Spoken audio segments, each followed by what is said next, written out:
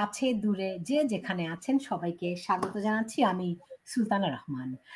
আজকে বাংলাদেশ আওয়ামী লীগের ৭৬তম প্রতিষ্ঠা বার্ষিকী। ৭৬তম। এই দলটি এমন একটি দল যেই দলটি বাংলাদেশের ইতিহাসের পরতে পরতে অবদান রেখেছে। বাংলাদেশের বয়স ৫৩ বছর, কিন্তু এই দলের বয়স তার থেকেও বেশি, প্রায় ২ দশকেরও বেশি বয়স এই দলটির। এবং বলা হয়, অনেকেই বলেন, দাবি করেন এবং সত্য, যে এই দল বাংলাদেশকে সৃষ্টি করেছে। আমি এভাবে করি না। বাংলাদেশ মানুষের দল, মানুষের দেশ, এবং আওয়ামী লীগ হচ্ছে কি সেই মানুষের দল। চিরকাল তারা সেটি প্রমাণ করে এসেছে। বিভিন্ন সময়ে অনেক সংকট এই আওয়ামী লীগ পাড়ি দিয়েছে। কখনো কখনো নিজেদের ভুলের ফাঁদে পড়েছে, কখনো ভুল রাজনীতির কৌশলে পড়েছে, কখনো দূরদর্শিতার অভাব ঘটেছে, কখনো ষড়যন্ত্রের শিকার হয়েছে। কিন্তু সবকিছুকে ওভারকাম করে এই দলটি নেতৃত্ব দিয়েছে বহুদিন ধরে। বাংলাদেশের শুধু ইতিহাসের পরতে পরতে এই দলের অবদান তা নয়, বরং আরো যদি সুনির্দিষ্ট করে বলি, আজকের যে বাংলাদেশ, সেই বাংলাদেশের যেই স্বপ্ন নিয়ে এই রাষ্ট্রটি প্রতিষ্ঠিত হয়েছিল, সেই স্বপ্নের হয়তো পুরোটা তারা বাস্তবায়ন করতে পারেনি, কিন্তু অন্তত কাগজে কলমে হলেও সেই স্বপ্নকে এই দলের যে গঠনতন্ত্র তাতে দেখা যায়, যা অন্য কোনো আরেকটি রাজনৈতিক দলে দেখা যায় না।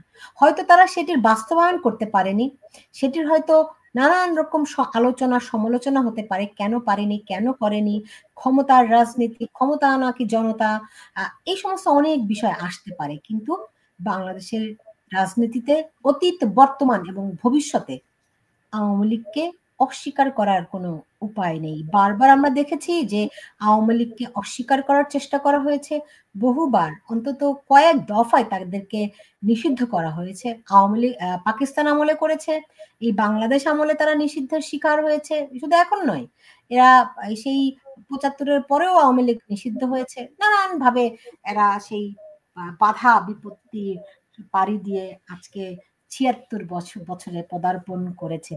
অনেকেই বলেন আওয়ামী লীগ যারা করেন, যারা আওয়ামী লীগের কর্মী সমর্থক, তারা বংশ পরম্পরায় এই দল করেন। এবং এই দলের যারা সমর্থক, তারা বাংলাদেশের বলা হয় ইন জেনারেলি খুব মোটা দাগে দেশের অর্ধেক জনগোষ্ঠী। সেই জনগোষ্ঠী আজকে তাদের কোনো প্ল্যাটফর্ম খুঁজে পাচ্ছে কিনা, সেই জনগোষ্ঠী আজকে একেবারেই নীরবতা পালন করছে, কিংবা আমরা বলতে পারি একেবারে নিগ্রহের চরম শিকার হচ্ছে। কোন ভুলে, কি ভুলে, সেই বিশ্লেষণ আমরা বহুবার করেছি, কিন্তু আজও সেই ভুল বিশ্লেষণ করে আমরা একটু দেখার চেষ্টা করব আগামীতে কেমন করে এই ফিনিক্স আবার উড়ে উঠবে। মানুষের আশা আকাঙ্ক্ষা যেই দলটিকে ঘিরে আবর্তিত হয়েছে যুগ যুগ ধরে, সেই আকাঙ্ক্ষাকে পুঁজি করে কেমন করে এই দল আবারও দেশের দশের হাল ধরবে, এই প্রশ্নগুলোকে সামনে রেখে শুরু করছি আমার আজকের আয়োজন। এবং আমার সঙ্গে অতিথি হিসেবে রয়েছেন দুজন। একজন আপাদমস্তক রাজনীতি করেন, আরেকজন রাজনীতি সচেতন, রাজনৈতিক কর্মী নন, কিন্তু রাজনীতি সংশ্লিষ্ট, রাজনীতি বিশ্লেষক। আপনাদের দুজনকে আমি স্বাগত জানাচ্ছি। প্রথমে আসবো আজমল শাহিন ভাই, আপনার কাছে। যে আপনি যদিও আমেরিকাতে আওয়ামী লীগের রাজনীতি করছেন, দায়িত্বশীল পদেও রয়েছেন, সাধারণ সম্পাদক, নিউ ইয়র্ক স্টেটের আওয়ামী লীগের সাধারণ সম্পাদক আপনি, কিন্তু আমি সেই পদ পদবীর দিকে না যেয়ে আপনি বরং আওয়ামী লীগের ৭৫ দেখেছেন, আওয়ামী লীগের ৮০-র দশক দেখেছেন, ৯০-এর দশক দেখেছেন, আজকের দিনটিও দেখছেন।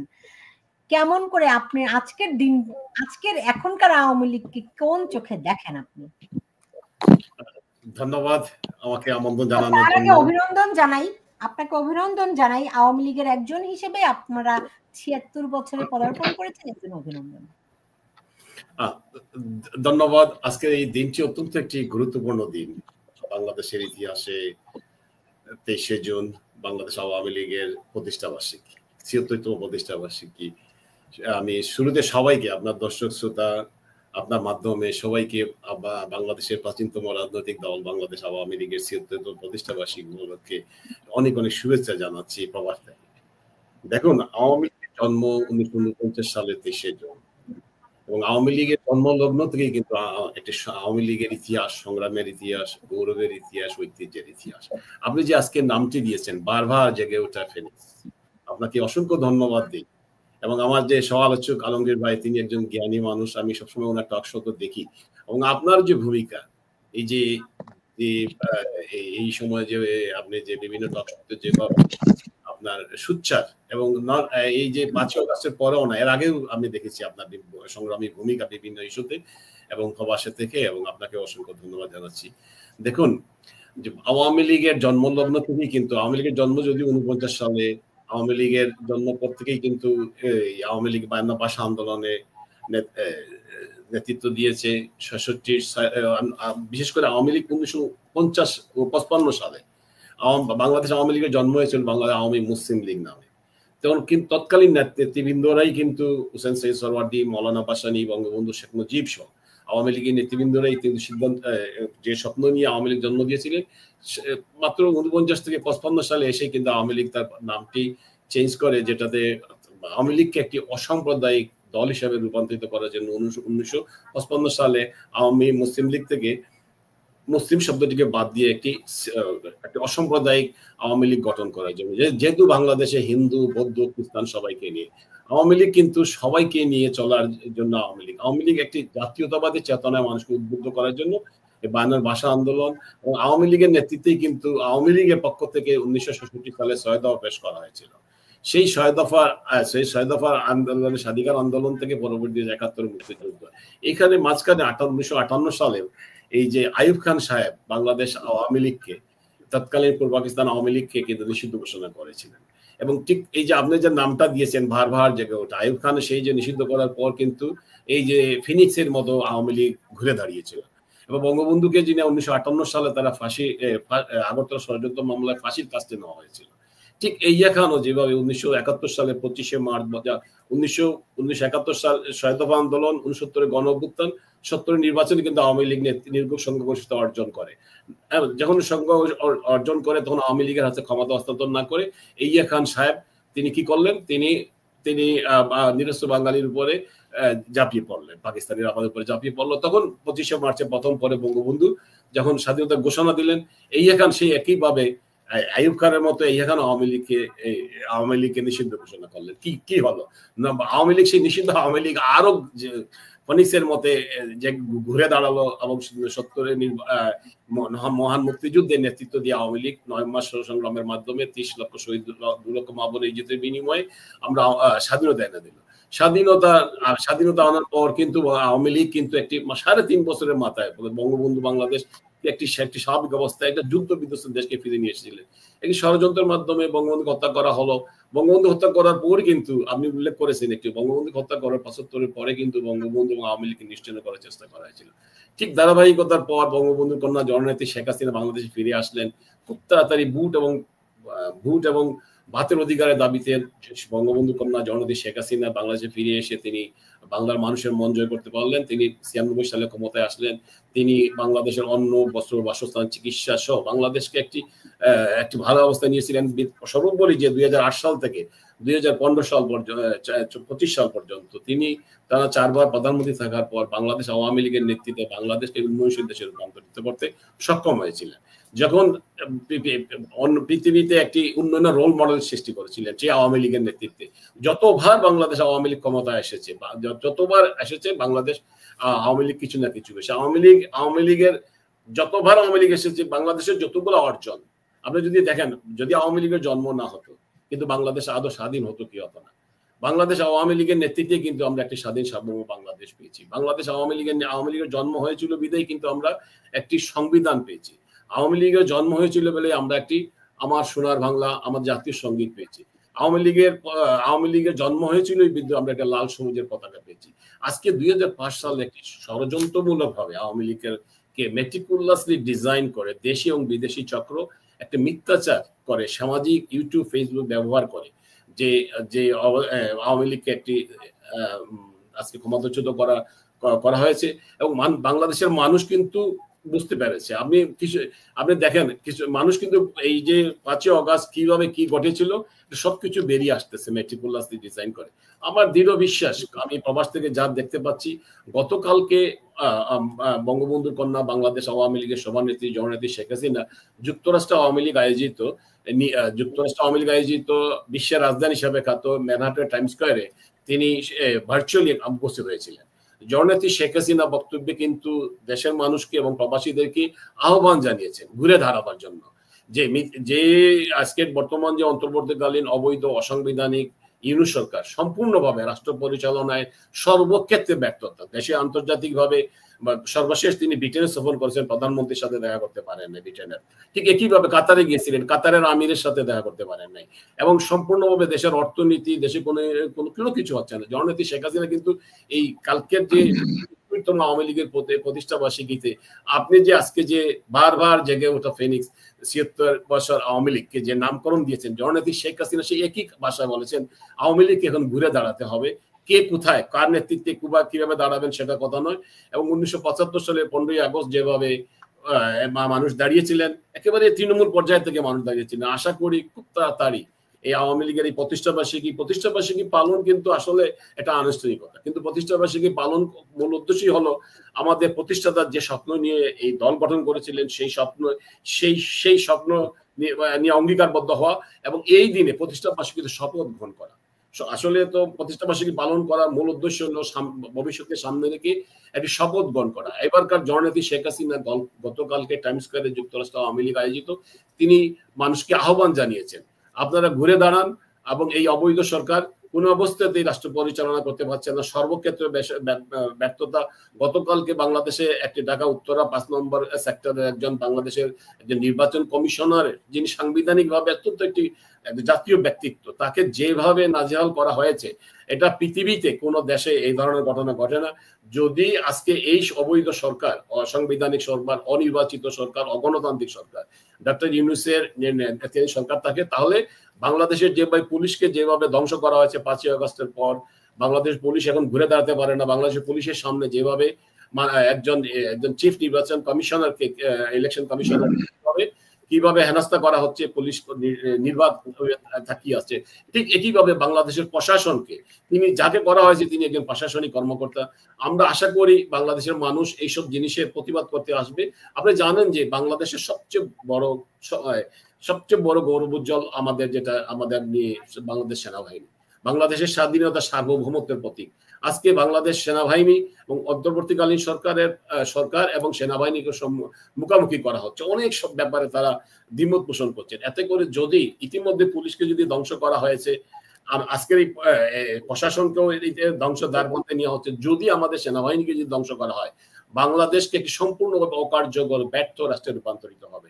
এই আওয়ামী লীগের নেতৃত্বে এই বাংলাদেশ সৃষ্টি হয়েছে। আওয়ামী লীগের প্রতিটা নেতা কর্মী প্রবাস এবং দেশে সবাইকে দেশপ্রেমে উদ্বুদ্ধ হয়ে বঙ্গবন্ধুর কন্যা বাংলাদেশ আওয়ামী লীগের সভানেত্রী জননেত্রী শেখ হাসিনা গতকালকে টাইম স্কয়ারে, নিশ্চয়ই আপনার ইউটিউব ফেসবুকে গেলে দেখতে পারবেন তার বক্তব্য যেভাবে শেষ করেছেন, দেশবাসীকে আওয়ামী লীগের সর্বস্তরের নেতা কর্মীদেরকে এগিয়ে আসতে এবং এই এগিয়ে এসে তিনি একটি কথাই শেষ করেছেন যে আমরা বাংলাদেশকে একটি মধ্যমাসের দেশে রূপান্তরিত করতে চাই। 2041 সালের মধ্যে বাংলাদেশে একটি উন্নত সমৃদ্ধ বাংলাদেশ গঠন গড়ে তুলতে চাই।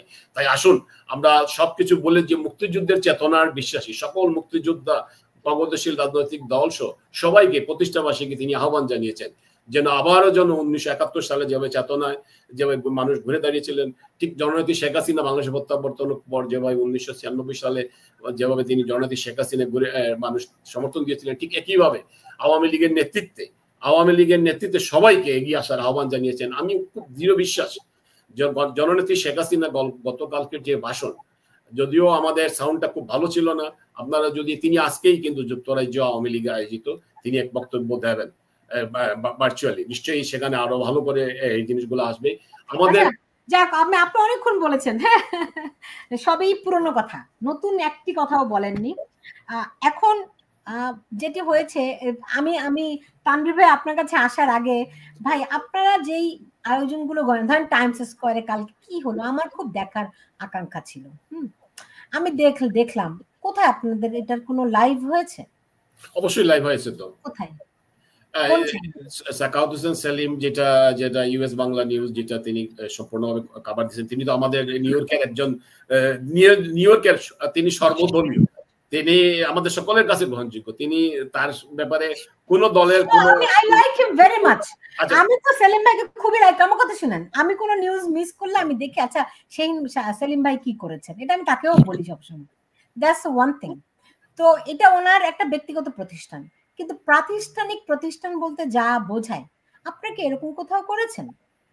প্রফেশনাল কোন জায়গায় উনি দেখুন, আপনারা যদি গণমাধ্যম বলতে এরকম বোঝেন তাহলে তো আমার বলার কিছু নেই।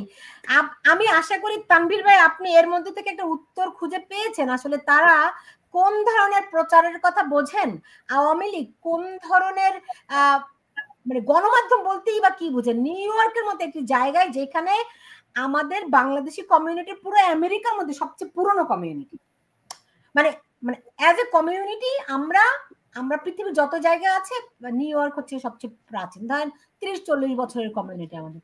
সেইখানে আওয়ামী লীগের কোনো প্রচার মাধ্যম নাই, এবং তারা মনে করেন আমি সুলতানা রহমান যদি ব্যক্তিগতভাবে ভিডিও করি এইটা হচ্ছে তাদের প্রচারণা, কোনো প্রফেশনাল কোনো অ্যাক্টিভিটি তাদের নাই। আপনি বলেন তাহলে এই আওয়ামী লীগ, এই যে 76 বছরের আওয়ামী লীগ এত অভিজ্ঞ, মানে যত মানুষের বয়স বাড়ে অভিজ্ঞতা বাড়ে তত বেশি সবকিছুতে একটা নিখুঁত ব্যাপার আসে, রাইট? এই দলে সেটি অনুপস্থিত কেন ভাই? ধন্যবাদ আপনাকে, আমার সহ আলোচককে শুভেচ্ছা অভিনন্দন, আপনারা যারা দেখছেন। আমি আমার বক্তব্য শুরুতে আমি শেখ হাসিনার ভাষণটি শোনার অনেক চেষ্টা করেছিলাম, ভালো করে আমি শুনতে পাইনি। যখনই আমি পাই তখনই দেখি উনি ডক্টর ইউনূসের ফিরিস্তি দিচ্ছেন, কি কি ইয়ে করেছে। কিন্তু এই ক্রান্তি লগ্নে আওয়ামী লীগকে নেতৃত্ব দেওয়ার মতো, আওয়ামী লীগের দিক নির্দেশনার মতো আমার কানে আসেনি। আপনারা শুনলে হয়তো শুনতে পারেন। একটু অনেক বিদেশি মিডিয়া ছিল কালকে, ভারতের ইন্ডিয়ার মিডিয়া ছিল, আমি দেখেছি অনেক সাক্ষাৎকার নিয়েছে, আমেরিকান মিডিয়া ছিল কালকে, এবং আমাদের দেশের আরো দুইটা ইউটিউবে আছে, কিন্তু আমি দেখেছি কালকে রাতে লেট নাইটে, কালকে ইউটিউবে আসছে, আপনি গেলে পাবেন। আমি আমার বক্তব্যের শুরুতে বিনম্র শ্রদ্ধায় আমি স্মরণ করছি আওয়ামী লীগের প্রতিষ্ঠাতা সভাপতি মাওলানা আব্দুল হামিদ খান ভাসানী, সাধারণ সম্পাদক শামসুল হক, এবং জাতির জনক বঙ্গবন্ধু শেখ মুজিবুর রহমান সহ জাতীয় 4 নেতা, এবং 1949 থেকে আজকে পর্যন্ত আওয়ামী লীগের যেসব নেতা কর্মী শুভানুধ্যায়ী এই দলটির জন্য আত্মবিসর্জন দিয়ে করেছেন, আত্মত্যাগ করেছেন, নিজের জীবনকে বিলিয়ে দিয়েছেন। আমি সকলকে শ্রদ্ধা ভরে স্মরণ করে আমার বক্তব্যটুকু উপস্থাপন করছি।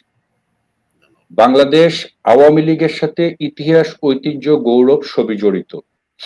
আওয়ামী লীগ বাংলাদেশকে যেমন অনেক কিছু দিয়েছে, আরো অনেক কিছু দেওয়ার প্রয়োজন ছিল, দরকার ছিল, এবং দিতেও পারত। কিন্তু আমাদের সবচেয়ে বড় দুর্ভাগ্য, আমরা স্বাধীনতার 4 বছরের মাথায় আমরা জাতির জনককে হারিয়েছি। এই যে আওয়ামী লীগের একটি অপূরণীয় ক্ষতি হয়ে গেল 1975-এর 15ই আগস্ট, তারপর থেকে আওয়ামী লীগকে দীর্ঘ 21টি বছর লড়াই সংগ্রামের মধ্য দিয়ে রাষ্ট্র ক্ষমতায় আসীন হতে হয়েছে। পরবর্তীতে আবার 2001 থেকে 2008 পর্যন্ত সেই 7টি বছর আওয়ামী লীগকে আবারও লড়াই সংগ্রামের মধ্য দিয়ে অতিক্রম করতে হয়েছে। কিন্তু আমরা একটা জিনিস, আমরা যারা তরুণ বলতে পারবো না এখনো, তো তরুণের বয়স হয়তো কিছুটা ওভারকাম করে এসেছি, তা আমরা যারা 71 পরবর্তী প্রজন্ম, আমাদের কাছে আমাদের মুক্তিযুদ্ধ যেমন শ্রদ্ধার, আমাদের মুক্তিযোদ্ধারা যেমন আমাদের কাছে অত্যন্ত শ্রদ্ধেয় মানুষজন, যাদের চরম আত্ম থেকে আজকে আমরা নিজেদেরকে একটি স্বাধীন সার্বভৌম দেশের নাগরিক হিসেবে পরিচয় দিতে গর্ববোধ করি, ঠিক তেমনি এই দলটির কাছে আমাদের যে প্রত্যাশা, আমাদের যে চাওয়া ছিল, এবং সেই চাওয়া প্রত্যাশাকে আওয়ামী লীগ অ্যাড্রেস করেছে, এবং আমরা বলবো যে আওয়ামী লীগ যতটুকু অ্যাড্রেস করা প্রয়োজন ছিল যুগের চাহিদা অনুযায়ী, সে অনুযায়ী আওয়ামী লীগ কিছুটা পিছনে রয়েছে। আওয়ামী লীগ বাংলাদেশকে যেমন অনেক কিছু দিয়েছে, আমাদেরকে মডার্নাইজেশনের দিকে যেভাবে নিয়ে গিয়েছে আওয়ামী লীগ, সেটি যেমন প্রশংসা, কিন্তু এই মডার্নাইজেশনের এবিউজ যখন হলো, অপব্যবহারটি যখন শুরু হলো, সে অপব্যবহার রোধে আওয়ামী লীগের যে কার্যকর ভূমিকা গ্রহণ করা দরকার ছিল সেটি করতে আওয়ামী লীগ সম্পূর্ণরূপে ব্যর্থ হয়েছে। আমি স্বাধীনতা বিশ্বাসী, কিন্তু আমি এই স্বাধীনতায় বিশ্বাসী না যে স্বাধীনতা আমার জন্মকে কটাক্ষ করে, যে স্বাধীনতা আমার মহান মুক্তিযুদ্ধকে কটাক্ষ করে, যে স্বাধীনতা আমার বাঙালির বাংলাদেশকে নিয়ে প্রশ্ন তুলে, আমার 30 লক্ষ শহীদের আত্মত্যাগকে নিয়ে প্রশ্ন তুলে, আমি সেই স্বাধীনতায় বিশ্বাসী না। আমি গঠনমূলক স্বাধীনতায় বিশ্বাসী, আমি গণতান্ত্রিক বাংলাদেশে বিশ্বাসী। আমি স্বৈরতান্ত্রিক বাংলাদেশ, মৌলবাদের বাংলাদেশ আমি বিশ্বাসী না। আমাদের প্রজন্ম বিশ্বাস করে না, এবং আমাদের প্রজন্মের সন্তানরা যারা আছেন তাদের সংখ্যা এখন বাংলাদেশে অনেক বেশি। আপনাদেরকে মনে রাখতে হবে যে আমরা যে আওয়ামী লীগকে চিনি বা আওয়ামী লীগের বর্তমান নেতৃত্বে যারা আছেন তাদের অধিকাংশই আপনারা বিফোর 71 কে আপনারা লিড করেছেন, অনেকে 75 পরবর্তী আপনাদের অনেক আওয়ামী লীগের নেতৃত্বে এখন কারা আছে, কাকে দীর্ঘ দেখি না কাউকে, ত্যাগী ভূমিকা রয়েছে।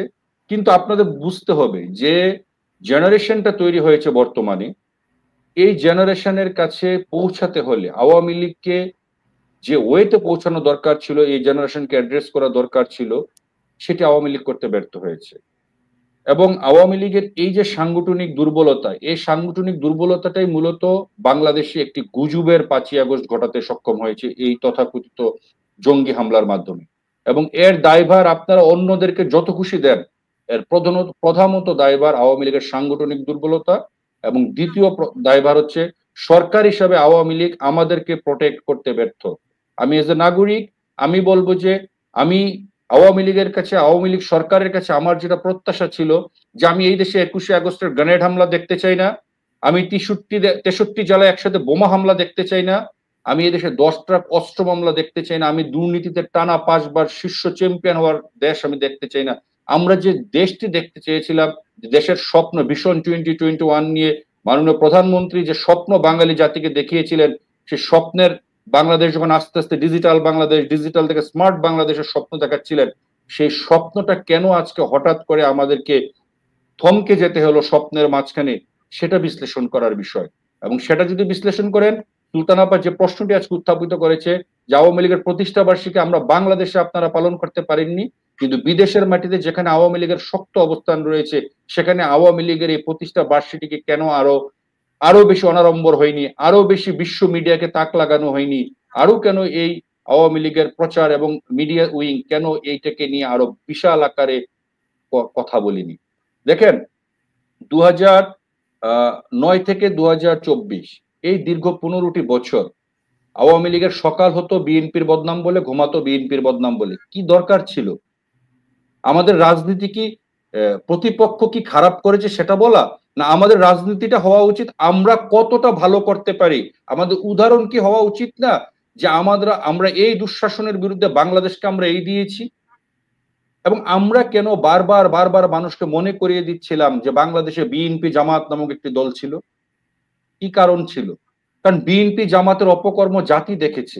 এবং আপনারা যারা আওয়ামী লীগের নেতৃত্বে ছিলেন, আপনারা আমাদের গুরুজন, আমরা হয়তো আওয়ামী লীগটাকে ওইভাবে গত 15 বছর করতে পারিনি। আমাদের যেটা হচ্ছে যে অন্যান্য নানা জটিলতা আমাদের থাকে, আমাদের চাকুরিগত সমস্যা থেকে অনেক কিছু থাকে। আমরা আওয়ামী লীগের সুদিনে আমরা কখনো আওয়ামী লীগ করিনি, এটা আমাদের জন্য নিষ্ঠুর বাস্তবতা। যখনই আওয়ামী লীগ বিপদে পড়ে তখনই আমরা আবার আওয়ামী লীগের জন্য আসি।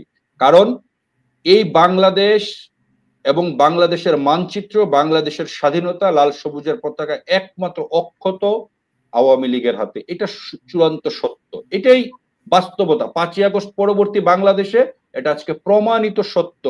যারা বিগত সময় বলেছে আওয়ামী লীগ মুক্তিযুদ্ধ নিয়ে ব্যবসা করে, মুক্তিযুদ্ধকে নিজেদের করেছে, বঙ্গবন্ধুকে নিয়ে ব্যবসা করেছে, চেতনার ব্যবসা করেছে, আমি আজকে দাঁড়িয়ে বলতে বাধ্য হচ্ছি আওয়ামী লীগ যদি এই চেতনার ব্যবসাটি করে থাকে, আওয়ামী লীগ সঠিক ব্যবসাটি করেছে। আর আপনারা যারা আওয়ামী লীগকে চেতনার ব্যবসার বলে আপনারা বিভিন্ন সময় কটাক্ষ করেছেন, বিগত 10 মাসে আপনারা প্রমাণ করে দিয়েছেন যে আপনারা মুক্তিযুদ্ধ, বাংলাদেশ এবং স্বাধীনতা বিরোধী। কারণ আপনাদের কাছে মুক্তিযুদ্ধ, স্বাধীনতা, বাংলাদেশ অরক্ষিত। আপনাদের কাছে জয় বাংলা স্লোগান এখন আপনাদের কাছে বিষের মতো মনে হয়। আপনারা জয় বাংলা স্লোগান দিলে আপনারা মানুষকে পিটিয়ে হত্যা করেন। যে জয় বাংলা স্লোগান দিয়ে আপনাদের নেতা জিয়াউর রহমান মুক্তিযুদ্ধে অংশগ্রহণ করেছিল, যে জয় বাংলা স্লোগান দিয়ে বাসদ, জাসদ, বাম, ডান, চাম্পাকলা, বাটারবন সবাই অংশগ্রহণ করেছিল, সেই জয় বাংলাকে আজকে আপনারা একটি ঘৃণ্য স্লোগানে পরিণত করেছেন পিনাকি ইলিয়াসদের মতো কতিপয় জারজ রাজনৈতিক বর্জ্যদের কারণে। আওয়ামী লীগ এই জায়গাগুলোতে অ্যাড্রেস করা আওয়ামী লীগের চরম ভাবে দরকার ছিল। এবং আওয়ামী লীগ, আমি বলবো যে দল হিসেবে আওয়ামী লীগ এই যে গুজব এবং এই প্রজন্মের যে চাহিদা অনুযায়ী আওয়ামী লীগের যে রাজনীতিটুকু করার কথা ছিল, রাজনীতিটুকু আওয়ামী লীগ করতে পারেনি।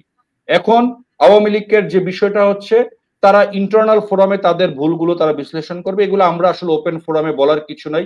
আমরা মানুষ হিসেবে আমরা কিছু সাজেশন করতে পারি, আমাদের প্রজন্মের আমাদের চিন্তা ভাবনা আপনাদের সাথে শেয়ার করতে পারি। সেটা আওয়ামী লীগের নেতৃত্ব যদি মনে করে যে তারা গ্রহণ করবে, এটা গ্রহণ করা উচিত। এই প্রজন্মকে অ্যাড্রেস করতে হলে তাদেরকে এই চিন্তা ভাবনা থেকে সরে আসতে হবে। তাহলে আওয়ামী লীগ হয়তো তাদের রাজনৈতিক কালচার পরিবর্তন করে বর্তমান যুগের সাথে যুগোপযোগী চাহিদা অনুযায়ী আওয়ামী লীগ রাজনীতি করে আবারও এই তরুণ এবং যে বর্তমান যে জেন জি প্রজন্ম আছে, যে প্রজন্মটার হাতে আওয়ামী লীগ মূলত ধরাশায়ী হয়েছে, এই প্রজন্মটাকে পুনরায় আস্থায় নিয়ে কিভাবে বাংলাদেশকে আবার তাদের পুরনো গতিপথে ফিরিয়ে আনবে, সেটা হওয়া উচিত আওয়ামী লীগের মূল লক্ষ্য। এবং এই লক্ষ্যে কাজ করতে হলে আওয়ামী লীগকে অবশ্যই ৭১কে ধারণ করতে হবে। এবং ওইটাকে হচ্ছে আওয়ামী লীগের রুট। বাংলাদেশের অস্তিত্বকে যেমন আওয়ামী লীগ স্বীকার করে, মুক্তিযুদ্ধকে যেমন ধারণ করে, কিন্তু সেই রাজনীতি এসে ২০২৫ কিন্তু আপু করলে হবে না। ২০২৫ রাজনীতি যে বৈশ্বিক অবস্থা চলছে এখন, সারা দেশ মানে আন্তর্জাতিক পরিমণ্ডলে বাংলাদেশ যেভাবে একটি দাবার গুটি হিসেবে এখন ব্যবহৃত হচ্ছে, সে দাবার গুটিটিকে কোন ঘরে কোন সময় সঠিক চালটি দিতে হবে, সেই চালটি যদি আওয়ামী লীগ দিতে ব্যর্থ হয়, যে ব্যর্থতার কারণে ৫ই আগস্ট ঘটেছে, এবং আওয়ামী লীগের ফিরে আসাও ততটাই দুর্বুদ্ধ হবে যদি না আওয়ামী লীগ সে দাবার গুটিটি সঠিকভাবে সঠিক ঘরে সময় মতো চালটি দিতে ব্যর্থ হয়। তা আমি আওয়ামী লীগ নেতৃত্বের প্রতি বিনীত অনুরোধ করব, আপনারা যদি আমাদের এই প্রোগ্রামটি দেখে থাকেন, আপনারা বিভিন্ন প্ল্যাটফর্ম আছে, বিভিন্ন ফোরাম আছে, বিভিন্ন মিডিয়া আছে, এবং এই তরুণ প্রজন্মকে লিড করে, তরুণ প্রজন্মকে বায়াস করতে পারে, এবং তরুণ প্রজন্মের মেধা মানসিকতাকে আপনারা দয়া করে শুনুন। শুনে এই তরুণ প্রজন্মকে আগামী রাজনীতির সাথে দেশের জন্য, বাংলাদেশের জন্য কিভাবে আপনারা এক ছাতার নিচে নিয়ে এসে দলকে ঐক্যবদ্ধ সহ বাংলাদেশকে এই স্বাধীনতা বিরোধী চক্রের হাত থেকে রক্ষা করবেন, সেটা এখন আপনারা ভেবে দেখুন। আমাদের কাজ আপনাদেরকে জাস্ট আপনাদের কানে এই জিনিসটুকু পৌঁছে দেওয়া, যে রাজনীতিটুকু আপনারা করছেন সেই রাজনীতি বাংলাদেশে বর্তমানে অচল। আপনারা সচল রাজনীতিতে ফিরে আসুন। ধন্যবাদ। জনাব আজমল শাহীন, আপনার কাছে আসি। যে এই যে তরুণ প্রজন্মের কথা জনাব তানভীর বলছিলেন, তো এই তরুণ প্রজন্মকে অ্যাট্রাক্ট করার জন্য, ধরেন বাংলাদেশে কালকেও আমি দেখছিলাম যে একজন আওয়ামী লীগ কর্মীর মৃতদেহ কোন রকম মাটি চাপা দিয়ে আছে, হাত পা বের হয়ে আছে, রাইট? এভাবে করে তারা নির্যাতিত হচ্ছে বাংলাদেশে।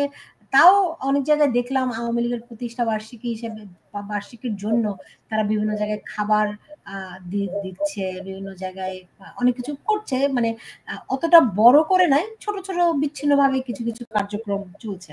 কিন্তু আপনারা যে কাজগুলি করতে পারেন প্রবাসে বসে, সেগুলি কি করছেন কিনা?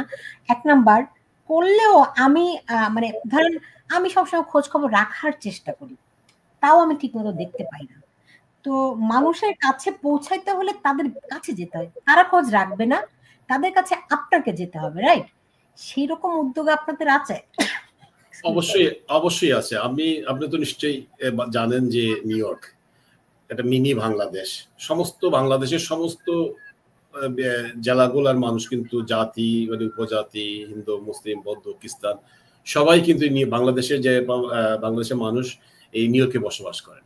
আমি গতকালকেও আমাদের কমিটিগুলোতে যেগুলো আছে সমস্ত বাংলাদেশ ব্যাপী একটা মিনি বাংলাদেশ আমরা খবর রাখতে পারি। এবং আমাদের মধ্যে আমরা কালকে যে বক্তৃতা দিয়েছেন, আপনারা নেতারা যে বক্তৃতা দিয়েছেন, সেই বক্তৃতা আপনারা আরেকবার একটু কষ্ট করে শুনে বলবেন বা মনে করে বলবেন যে তরুণ প্রজন্মকে উদ্দেশ্য করে আপনারা কিছু বলেছেন কিনা, তাদেরকে অ্যাট্রাক্ট করার জন্য কি কর্মসূচি আপনারা নিয়েছেন, তাদেরকে অন্তর্ভুক্ত করার জন্য এই প্রবাসে থেকেও কিভাবে তাদেরকে ইতিহাস, ঐতিহ্য, বাংলাদেশের আওয়ামী লীগের যেই মানে যুগের সঙ্গে তাল মিলিয়ে যেভাবে করে আধুনিক হইতে হয়, সামঞ্জস্য রাখতে হয় প্রজন্ম থেকে প্রজন্মে, সেরকম কি একটি কর্মসূচির কথা আমাকে বলেন তো প্লিজ।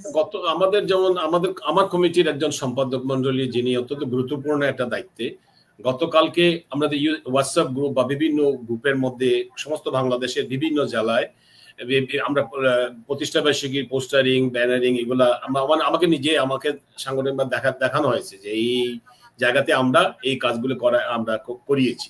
এবং এটা সমস্ত জায়গায় মহিলাদেরকে দিয়ে বিভিন্ন জায়গার প্রতিষ্ঠাবার্ষিকীর অনুষ্ঠানগুলা আমরা প্রবাসের থেকেও কিন্তু যার আমি এই যে কথাটা একটু লম্বা করে বলছিলাম যে আপনি হয়তো থামাই দিচ্ছেন, এখানকার মিনি বাংলাদেশ, সমস্ত বাংলাদেশের সংগঠন 64 জেলায় কি ঘটতেছে বা কিভাবে ঘটানো হচ্ছে, এখানে প্রবাসের সব জেলার মানুষ আছে এবং আমরা খবর পাই খুব তাড়াতাড়ি, যেটা ঢাকাতে হয়তো সম্ভব, অনেকটা সম্ভব না, কিন্তু নিউ ইয়র্কে এটা খবরটা পাওয়া যায়।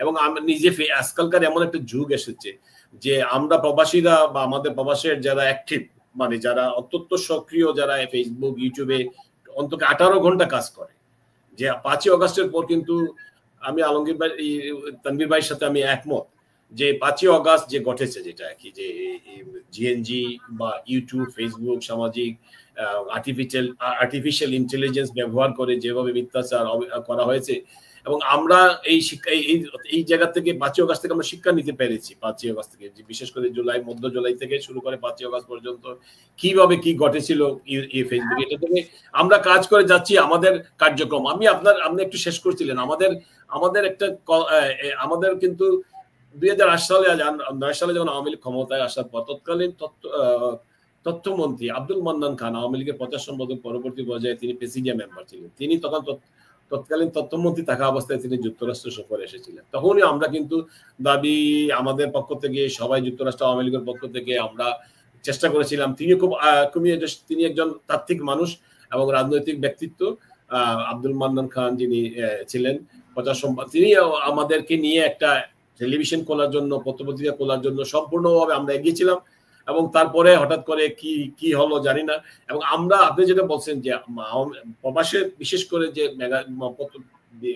যারা সরকারে থাকে, বিরোধী দলের পত্রপত্রিকাগুলো বেশি করে সেল হয়, এবং তারা যারা ইউটিউব, যারা এখানকার টেলিভিশন যারা আছে, তারা সবসময় বিরোধী দলের কথা বলতেন, যেমন বিএনপি পন্থী, যেগুলা যে গত 15 বছরে প্রবাসে অনেক বিএনপির পক্ষে চলে গেছিল অনেকটা মিডিয়া।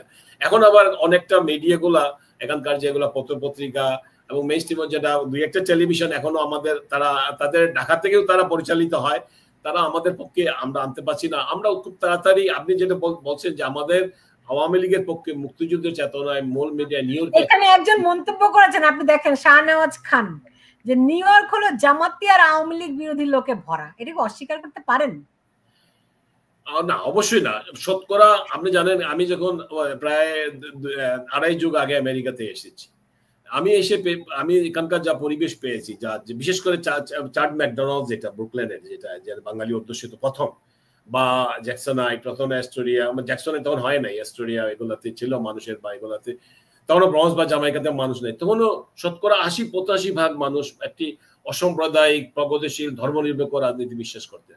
হঠাৎ করে কিছুটা মানে একটু জনপ্রিয়তা একটু তার নামছে, মানুষ যখন প্রবাসে আসে, মানুষের আশা, এখানকার যে মানুষের অন্ন, বস্ত্র, বাসস্থান সবকিছু আসে, মানুষ যখন সুখী হয়, মানুষ একটু ধর্মের দিকে দাবিত হয়, ধর্মের দিকে। পৃথিবীর সব জাতি, নট অনলি বাংলাদেশ।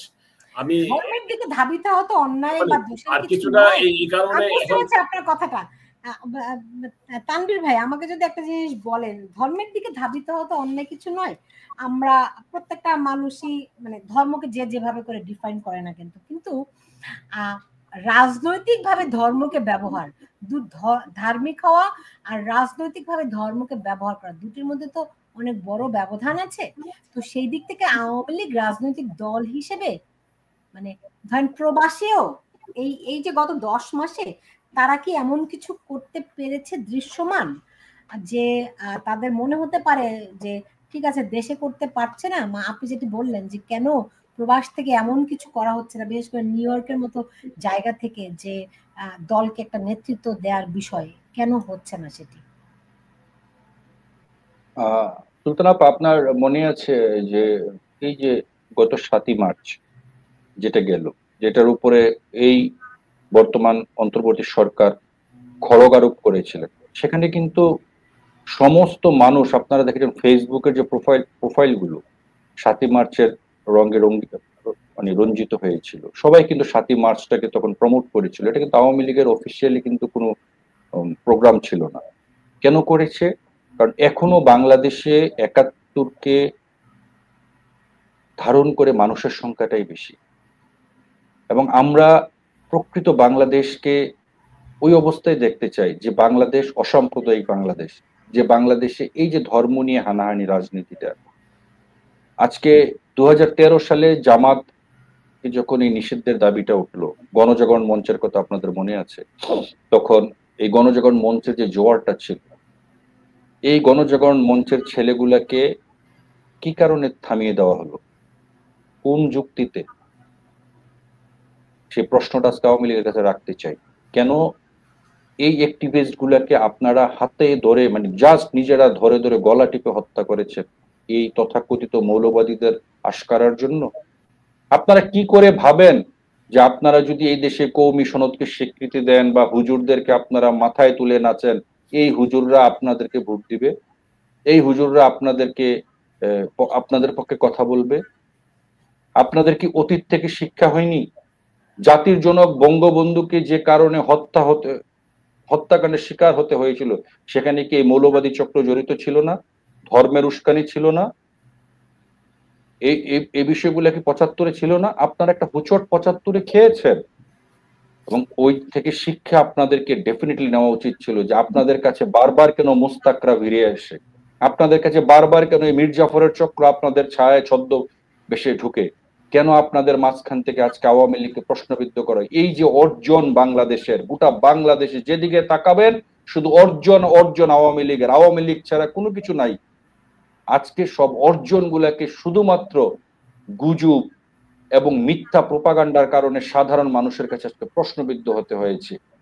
আপনারা দেখেন 2024-এর নির্বাচনটি যেভাবেই হোক না কেন, সে নির্বাচন পরবর্তী নির্বাচন যখন জানুয়ারিতে হলো, নির্বাচন সরকার পতন হলো এসে অগস্টে, এসে 8 মাস।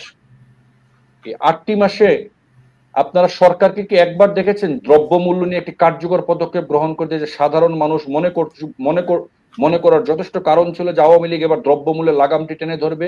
সাধারণ মানুষের যে তাদের যে চাহিদাটা, সাধারণ মানুষ যে আওয়ামী লীগকে ভোট দেয়, এই যে তৃণমূল বা নিম্ন মধ্যবিত্ত মানুষের যে জীবনমান উন্নয়নে আওয়ামী লীগ কার্যকর যে দ্রব্যমূল্যের নিয়ন্ত্রণটি করা দরকার ছিল, সেটিকে আওয়ামী লীগ করতে পেরেছে? বা আপনারা আওয়ামী লীগের কি কার্যকর উদ্যোগ দেখতে পেয়েছেন? পারেননি। এবং এই যে ঢাকা শহরে 5ই আগস্টে এই গুজবের মধ্যে সবচেয়ে বেশি পড়েছে এই নিম্ন মধ্যবিত্ত এবং মধ্যবিত্ত শ্রেণীটা। তারা যখন রাজপথে নেমে এসেছে তখন কিন্তু এটার ভলিউমটা এত পরিমাণ বেড়ে গিয়েছিল, যেখানে আরো কিছু ইকুয়েশন তো ডেফিনেটলি ছিল, কিন্তু সাধারণ মানুষ এটা বিশ্বাস করে ফেলেছে যে ওই মানুষগুলোকে আওয়ামী লীগ হত্যা করেছে, ওই ছাত্রগুলোকে আওয়ামী লীগ হত্যা করেছে এবং আওয়ামী লীগ এই অপকর্ম করেছে, এটা বিশ্বাস করে ফেলেছে। এই যে 5ই আগস্টের শিক্ষাটা বিগত 10 মাসে আওয়ামী লীগের কি নেওয়া উচিত ছিল না? আওয়ামী লীগ তাদের সেন্ট্রালি কেন আজ পর্যন্ত একটি সেন্ট্রাল মনিটরিং সেল করে, মিডিয়া উইং করে 5ই আগস্টের এই যে তথাকথিত এই বিপ্লবের বা জঙ্গি হামলাটি সংগঠিত হলো, এই জঙ্গি হামলার পিছনে যে ষড়যন্ত্র, এই নীল নকশাটি কেন আওয়ামী লীগ ধরে ধরে ধরে ধরে তাদের প্রচার মাধ্যম দিয়ে এটা আজকে 10 মাস পর্যন্ত জাতির সামনে উপস্থাপন করছে না? এটা তো অন্যভাবে বেরিয়ে আসছে। এটাকে আওয়ামী লীগের কার্যকর ভূমিকা নেওয়া দরকার না? যে কারণ আওয়ামী লীগ সরকারই ছিল, যথেষ্ট প্রমাণ সরকারের কাছে রয়েছে, এবং সরকারের যে শীর্ষ, আমি যদি বলি স্বরাষ্ট্রমন্ত্রী, পুলিশ প্রধান ছাড়া বাকি যারা বিভিন্ন গোয়েন্দা সংস্থার প্রধান, তারা কিন্তু সবাই সেফ জোনেই আছে, তাদের কাছে যথেষ্ট পরিমাণ তথ্যপাত্র রয়েছে। এই তথ্যপাত্রগুলোকে আপনারা জাতির সামনে উপস্থাপন করা প্রয়োজন ছিল না? এবং একটি সরকার যখন 15-16 বছর টানা ক্ষমতায় থাকে, আন্তর্জাতিক বিশ্বের সাথে আওয়ামী লীগের যে কূটনৈতিক সম্পর্কটা হওয়ার কথা, সেখানে আওয়ামী লীগের 2-3জন পররাষ্ট্রমন্ত্রী, সাবেক পররাষ্ট্রমন্ত্রী, প্রতিমন্ত্রী, তারা কিন্তু দেশের বাইরে আছেন। তো তারা কি কার্যকর ভূমিকা নিচ্ছেন সেটাও কিন্তু আমরা জানি না। কারণ কি আপনারা দেখেন, আওয়ামী লীগ নিষিদ্ধ হওয়ার পরে এই ইউনূস সরকার যখন আওয়ামী লীগকে নিষিদ্ধ করেছে, আমরা আশা করেছিলাম যে আওয়ামী লীগের যে পররাষ্ট্র উইংটা যারা এখন বাইরে আছেন, তারা কিন্তু একটি পররাষ্ট্র মন্ত্রী, প্রতিমন্ত্রী, তারা বাইরে ছিলেন। তো তারা তাদের বাংলাদেশের সাথে অ্যালাইন যেসব রাষ্ট্রগুলা আপনার স্ট্র্যাটেজিক পার্টনার বলেন, ডেভেলপমেন্ট পার্টনার বলেন, কাজ করছে, অ্যাটলিস্ট তাদের কাছ থেকে তো এই জিনিসটার তীব্র প্রতিবাদ আসা দরকার ছিল যে তোমরা এই কাজটি করতে পারো না। এবং আওয়ামী লীগের এই যে উইংটা, তাদের কাজটুকু কতটুকু সেটা কিন্তু আমরা গত 10 মাসে কোনো বিবৃতি বা কোনো কিছুর মাধ্যমে আমরা দেখতে পাইনি। এখন তৃণমূলের হাজার হাজার নেতা, লাখ লাখ, কয়জন মানুষের বিদেশে গেছে? ম্যাক্সিমাম তো বাংলাদেশে আছে। এবং অনেকে বলে আওয়ামী লীগ পালিয়ে গেছে। যদি পালিয়ে গিয়ে থাকতো তাহলে 110 জন এমপি মন্ত্রী ওরা আজকে কারাগারে। 110 জন কমপক্ষে, আরো বেশি হবে, এটা দিন দিন বাড়ছে। গতকালও 2 জন অ্যারেস্ট হয়েছে, এটা 112 হবে হয়তো। তো তারা তো অ্যারেস্ট হচ্ছে কারাগারে। আওয়ামী লীগের অলমোস্ট 3.5 থেকে 4 লক্ষ লোক এই নানা রকম ভাবে এই হত্যা, নির্যাতন, মামলা হামলা এগুলোর শিকার হয়েছে। এই যে একটা বিশাল জনগোষ্ঠীকে তারা কতিপয় সন্ত্রাসী বাহিনী এইভাবে একটি মব তৈরি করে একটি দলকে নিশ্চিহ্ন করার যে পায়তারা করেছে, সেই থেকে বের হওয়ার জন্য তৃণমূলের নেতা কর্মীদেরকে সুসংগঠিত করার জন্য যে কার্যকর পদক্ষেপটি আওয়ামী লীগের এই মুহূর্তে নেওয়া দরকার, সেখানে আওয়ামী লীগ আমার মনে হয় যে কিছুটা বিচ্যুতি রয়েছে। এবং দেখেন, আমরা আওয়ামী লীগের প্রত্যেকটা আসনে আপনারা খেয়াল করবেন 1 থেকে 10 পর্যন্ত ক্যান্ডিডেট পাবেন মনোনয়নের জন্য। মিনিমাম যোগ্য, মিনিমাম 10 জন ক্যান্ডিডেট আছে। 1 2 3 4 করে যদি যান, আপনার 1 নাই, 2 আছে, 2 নেই, 3 আছে, 3 নেই, 4 আছে, 4 নাই, 5 আছে, 10 জন তো অ্যারেস্ট হয় নাই। একটা আসনের 10 জন অ্যারেস্ট হয়নি, তাহলে 10 নম্বর ব্যক্তিটি কোথায়? আমি ধরে নিলাম 9 জন অ্যারেস্টেড, 10 নম্বর ব্যক্তিটি কোথায়? তাহলে এই যে একটি লিডারশিপের একটি প্রয়োজন ডেফিনেটলি আছে। সেন্ট্রাল লিডারশিপ তাদেরকে লিড করবে, তারা তাদের কর্মীদেরকে অ্যাক্টিভ রাখবে, এবং তারা যখন সুসংগঠিত থাকবে, আওয়ামী লীগকে যদি এটা আস্থায় দেওয়া, নিশ্চয়তা দেওয়া হয়, তার নেতারা যদি তার কর্মীদেরকে নিশ্চয়তা দেয় যে তোমাদের সাথে প্রত্যেকটি জীবনের শেষ রক্তবিন্দু পর্যন্ত আমরা তোমাদের সাথে আছি, দাঁড়িয়ে থাকবো, বুলেটের সামনে আমাদের বুকটি আগে পাবা, সেই তৃণমূলের নেতা কর্মীরা আসবে না? যদি নেতা বলে যে বুলেটের মুখে প্রথম গুলিটি যদি ছোড়া হয় আমার কর্মীদের দিকে, সে গুলিটি আমার বুকে আগে লাগতে হবে, তারপর আমার কর্মীদের বুকে বিঁধবে, সেই নেতাটি কোথায় আওয়ামী লীগের? আমি জানতে চাই সে কোথায়। 71-এ কি পাকিস্তানিরা কি আমাদেরকে বাঙালিদেরকে খুব মানে ওই যে বর্তমানে যেভাবে দেখেন এনসিপি কে সিটি কর্পোরেশনের বাতাস দেয়, ঠান্ডা পানি দেয়, কোক দেয়, আন্দোলন করার জন্য, সেভাবে আন্দোলন করতে দিয়েছে? আপনার 71-এর কথা বলেন, 71-এর প্রতিকূলতার উদাহরণ দেন, 71-এ কি করেছেন সেটাকে কেন ধারণ করছেন না?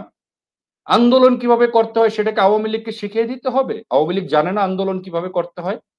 কিন্তু আমার প্রশ্ন এখানেই, আমার আওয়ামী লীগের তৃণমূলের নেতা কর্মী তখনই মাঠে নামবে যখন ওই ব্যক্তিটি দাঁড়িয়ে বলবে যে বুলেটের মানে বন্দুকের গুলিটি প্রথমে আমার বুকে বিঁধবে, তারপর আমার কর্মীদের বুকে বিঁধবে, আমি শেষ রক্তবিন্দু পর্যন্ত আমি আমার দলের কর্মীদের সাথে থাকবো। সেই নেতাটি কোথায় আমি জিজ্ঞাসা করতে চাই।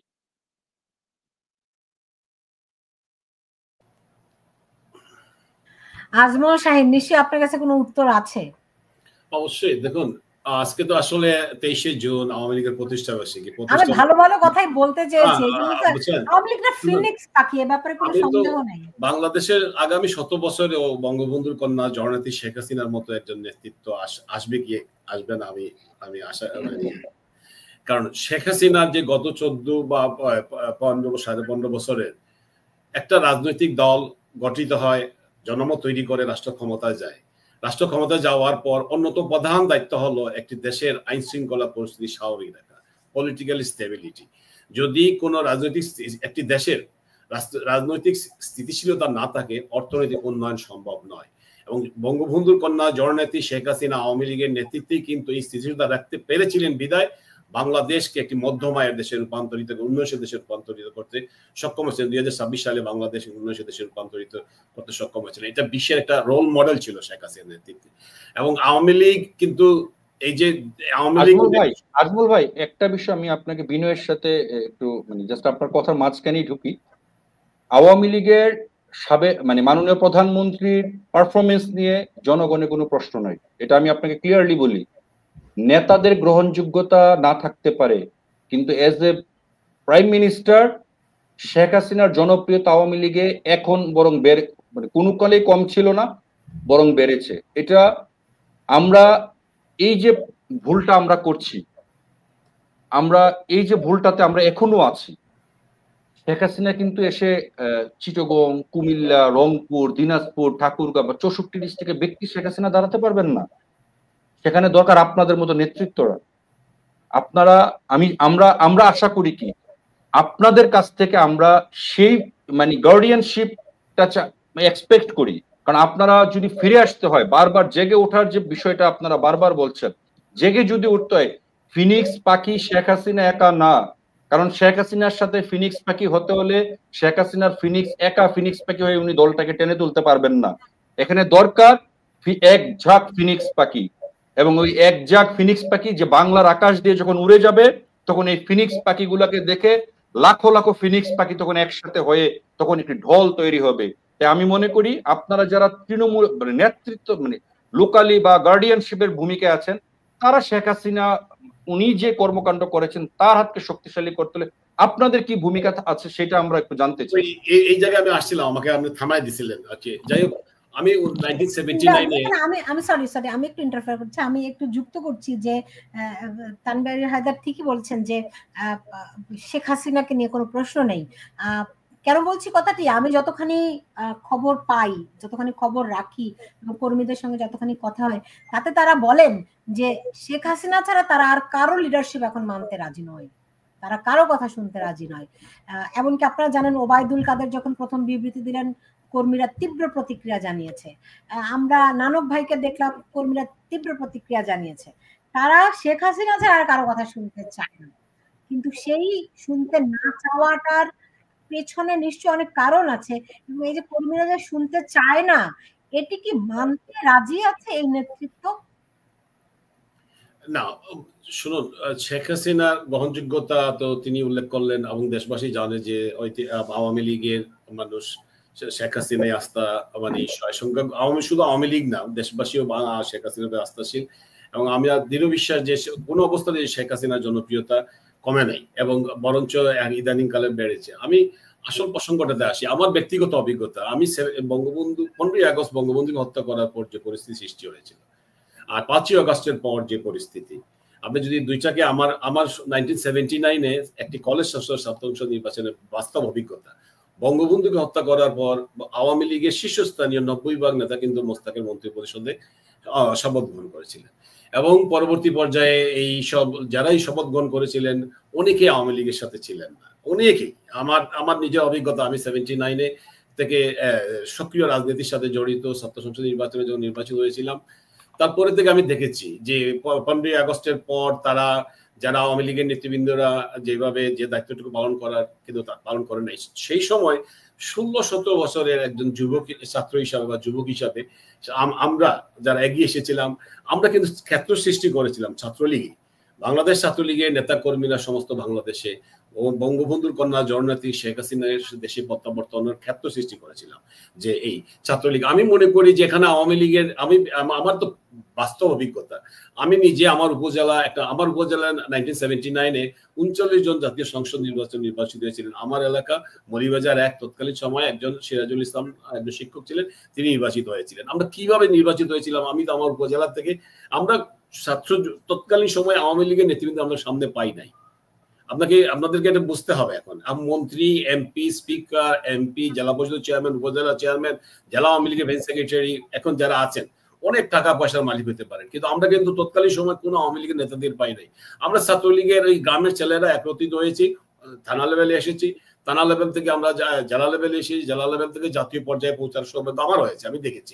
তো এখন এটা কিন্তু শেখ হাসিনা বারবার একটি কথাই বলেন, অনেকবার তিনি এই কথাগুলো, যেতগুলো অনুষ্ঠানে শেখ হাসিনা আবার আসতেছেন, আপনাদের খুব লক্ষ্য করে দেখবেন যে এখানে কোনো নেতৃত্বের প্রয়োজন নাই, যে যার অবস্থান থেকে ঘুরে দাঁড়ান, এবং যে যার অবস্থান থেকে ঘুরে দাঁড়াতে হবে।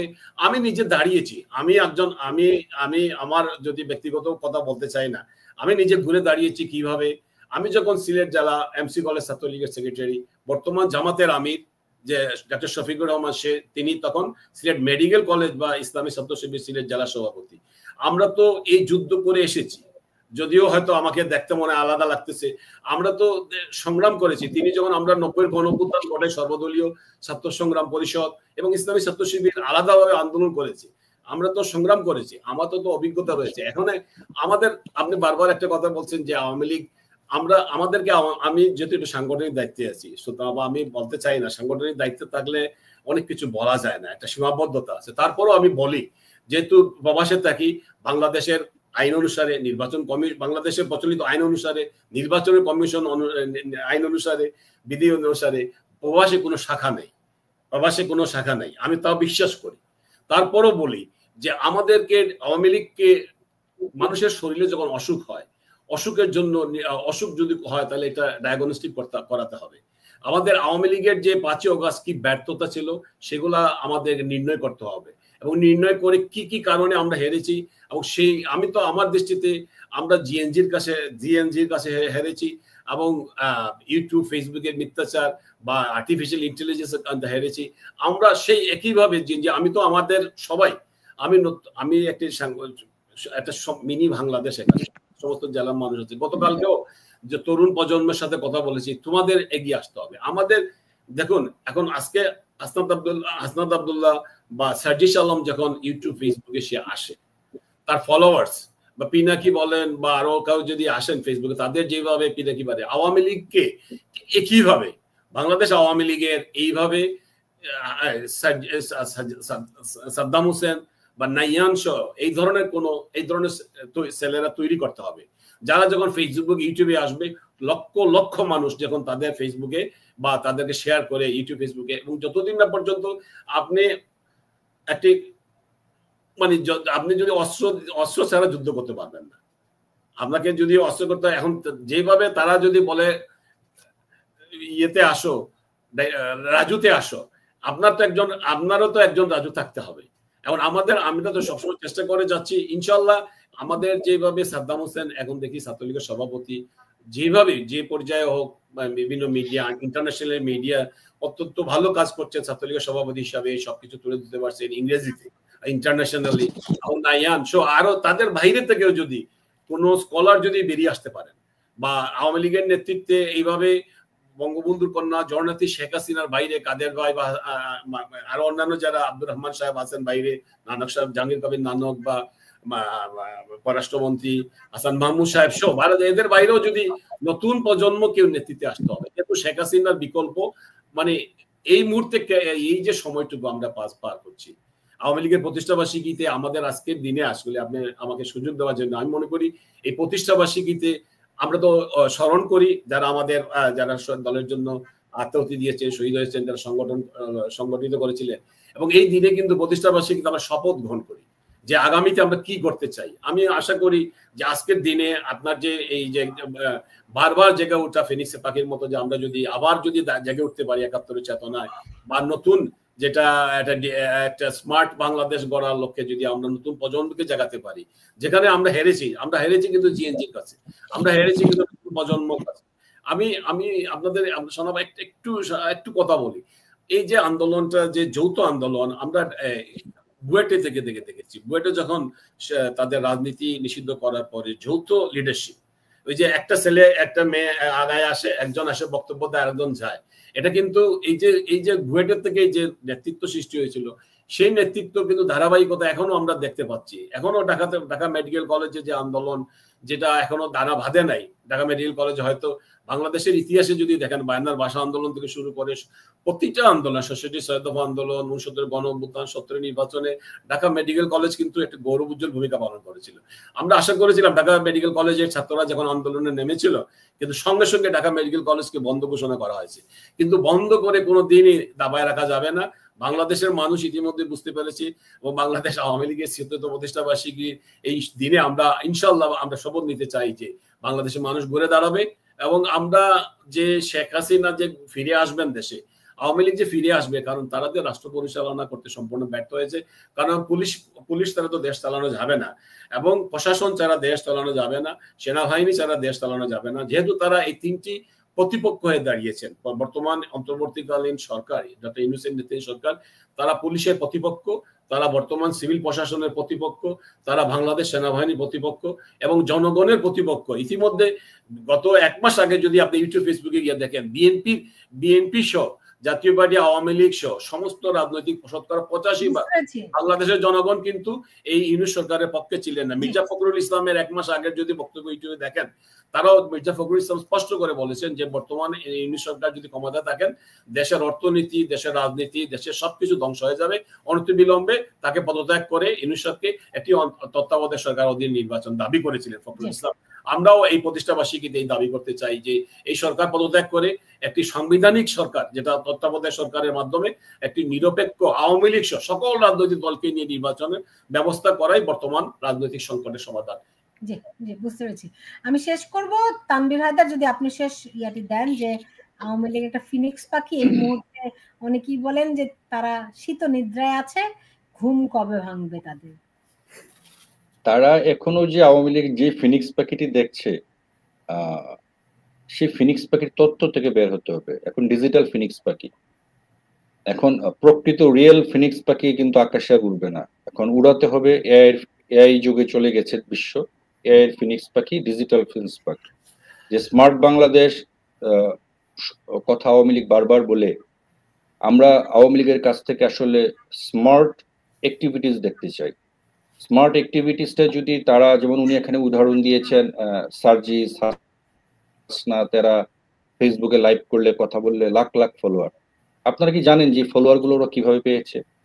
এবং ওরা যখন দেখে, ওদের দেখবেন যে হাজার হাজার কমেন্ট, কিন্তু রাজুতে ডাক দিলে 100 যায় না। তাহলে কারা তারা? কমেন্টস কিন্তু কয়েক হাজার, লোক কিন্তু 100 হয় না। তাদের পহেলা বৈশাখের অনুষ্ঠানে শুধু তারা আর ক্যামেরাম্যান ছাড়া কেউ ছিলেন না। তাহলে এর কারণ কি? কিন্তু আমার কথা ওইটা না, আমার কথা হচ্ছে যে লাইক ফলোয়ার এগুলো তো কেনার দরকার ছিল না, কারণ আওয়ামী লীগের তো এমনি কয়েক কোটি ফলোয়ার আছে। আওয়ামী লীগকে তো টাকা দিয়ে লাইক ফলোয়ার কিনতে হবে না। প্রশ্নটা ওখানে যে আপনারা এই যে কয়েক কোটি আপনাদের জনসমর্থন, সেটাকে আপনারা কেন এখনো সোশ্যাল প্ল্যাটফর্মে এক জায়গায় টানতে পারছেন না, সেটা আপনারা একটু ভেবে দেখুন। আপনাদের মাঝখান থেকে আপনারা এরকম কাউকে বের করুন, 2 জন 3 জন বা 4 জনকে বের করুন যারা মোটিভেশনাল স্পিকার, যাদের কথা সমাজের আওয়ামী লীগ বাদে সকলের কাছে গ্রহণযোগ্য। আপনি তো ভুল করছেন একটা জায়গায়। এখন যারা আওয়ামী লীগের শীর্ষ জায়গাগুলোতে রয়েছে তারা নিজেরাই স্পিকার হতে চান, তারা নিজেরাই নেতা হতে চান, নেতা বানাতে চান না। আমি তো বললাম এখন তাদেরকে যদি, তারা যদি মনে করে যে তারা এখনো পদ আঁকড়ে পড়ে থাকবে, তরুণদেরকে জায়গা দিবে না, মেধাবীদেরকে এখনো জায়গা দিবে না, এখনো তারা এগুলা নিয়ে তারা হালুয়া রুটির ভাগ বটরা করবে, তাহলে আওয়ামী লীগের ফিরে আসার ততই বিলম্বিত হবে। তখন ওই মানে হচ্ছে যে আপনার যে জিনিসটা হচ্ছে, আমি ছোট একটা গল্প বলি, সেটা এক চোর মারা যাওয়ার সময় তার ছেলেকে বলেছে যে তুমি এমন কোনো কাজ করবা না যাতে মানুষ আমাকে খারাপ বলে। তখন চোরের ছেলে বলে যে সারা জীবন তুমি চুরি করেছো, তো তুমি মারা গেলে মানুষ তোমাকে ভালো বলবে, এটা কি বলো? এখন যেহেতু বাবা তার ছেলেকে বলেছে, তো স্বাভাবিক বাবা মৃত্যুর পর ছেলে চিন্তা করছে যে কি করা যায়। এখন কি করা যায় তত্ত্বে ছেলে কি করলো, তার বাবার প্রফেশনটাই বেছে নিল, সেও চুরি করা শুরু করলো। সে চুরি করা যখন একটা বাড়ি থেকে সাকসেসফুলি চুরিটা করে শেষ করে যখন বের হয়, তখন ওই বাড়িতে আগুন দেয়, দিয়ে চলে আসে। তখন মানুষ বলে তার বাপটা ভালো ছিল, ও চুরি করে চলে যেত, ও আগুন দেয়। এখন বা আওয়ামী লীগের অবস্থা এই অবস্থায় হয়েছে, এখন বিএনপি যদি আগুন দেওয়ার রাজনীতি শুরু করে বাংলাদেশের ক্ষমতায় এসে, তাহলে মানুষ বলবে আওয়ামী লীগে ভালো ছিল, বিএনপিরে বাদ দে। এছাড়া যদি আপনারা এই তত্ত্ব থেকে বের না হয়ে আসে, আওয়ামী লীগ স্মার্ট পলিটিক্সে যদি আওয়ামী লীগ না ঢুকে, এই স্মার্ট পলিটিক্স ছাড়া এখন এই মুহূর্তে দেখেন ওদের কি কোনো বিশাল কোনো গ্যাদারিং ছিল 5ই আগস্টের আগে বা ওদের আন্দোলনে? বাংলাদেশের কয়টা জেলাতে আন্দোলন হয়েছে বলুন, আপনারা নিজেরাই তো জানেন সেটা। তাহলে হঠাৎ করে একটা এই যে গণজোয়ার 5ই আগস্টের দিন লাখ লাখ মানুষ রাজপথে নেমে আসলো, গুজব বলেন যাই বলেন না কেন, মানুষ তো নেমেছে। মাথাও যদি গুনেন, আমরা সেদিন অনেকে অনেক কথা বলুক, আমি সেদিন রাজপথে ছিলাম, মাথা মানে এই জিনিসগুলো আমি সচক্ষে আমার চোখের সামনে ঘটেছে। লাখো লাখো মানুষ, ঢাকা শহরের প্রত্যেকটি রাস্তার মুখ যেন গণভবনে গিয়েছিল, মিশেছে। আপনি মিরপুর থেকে, উত্তরা থেকে, যাত্রাবাড়ি থেকে, তারপরে আপনার নিউ মার্কেটের ওই কোনো রাস্তাতে গাড়ি চলার জায়গা ছিল। শেষ করছি, এই জায়গা থেকে আপনাদেরকে বের হতে হবে। আওয়ামী লীগকে যদি বের হতে হয়, আওয়ামী লীগকে যে ডিজিটাল প্ল্যাটফর্মের যে প্রপার ইউটিলাইজেশন এবং যে কর্মী বাহিনী গঠন করা দরকার, এবং যে ফেসগুলো মানুষের কাছে গ্রহণযোগ্য, তাদেরকে দিয়ে জনগণের কাছে আওয়ামী লীগকে এই মুহূর্তে অ্যাড্রেস করাতে হবে। এবং সত্যি কথা কি, আওয়ামী লীগ 5ই আগস্টের যে ঘটনা, সে সরকার হিসেবে এর দায় আওয়ামী লীগের রয়েছে।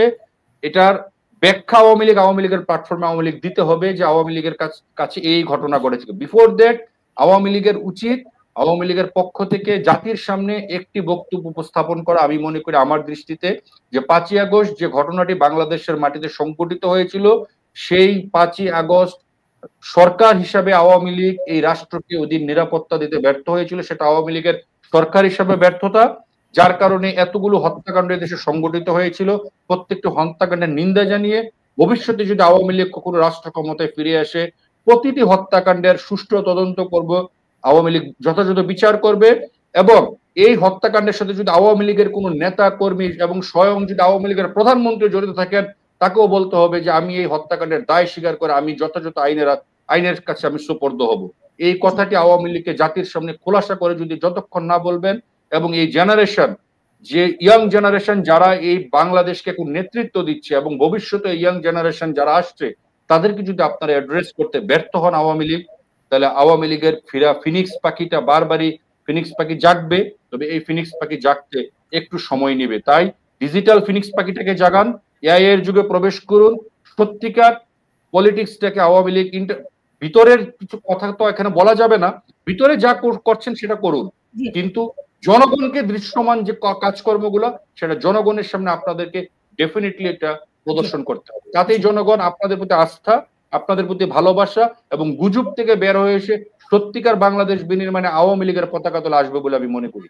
জি, তানভীর হায়দার লিংকন এবং আজমল শাহীন, আপনাদের দুজনকে অনেক ধন্যবাদ জানাচ্ছি আমার সঙ্গে আজকে যুক্ত হওয়ার জন্য এবং অনেকগুলো বিষয় খুব স্পষ্ট করে কথা বলার জন্য। সত্যি সত্যি আওয়ামী লীগ যে একটা ফিনিক্স পাখি, এ ব্যাপারে তো কারো কোনো সন্দেহ নেই।